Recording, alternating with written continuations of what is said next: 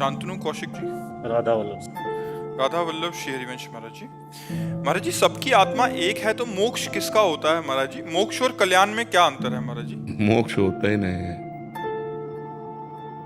जो मोक्ष कहा गया है वो ये बात कही गई जैसे हमने माइक पकड़े, हमने छोड़ दिया, इसी को मोक्ष कहते हैं। आत्मा को कभी, हमको कभी माइक पकड़ सकता है क्या?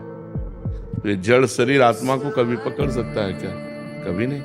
आत्मा ने इसे स्वीकार किया। ये भूल मिट जाना ही मोक्ष है। जो मैं शरीर हूं, ये भाव बन गया, ये भूल मिट जाना ही मोक्ष है। इस स्थिति में भी कभी बंधन आत्मा का नहीं है। इस स्थिति में, अज्ञान की स्थिति में भी कभी आत्मा का बंधन हुआ ही नहीं। त्रिकाल में न पहले था, न अब है, न बाद में होगा।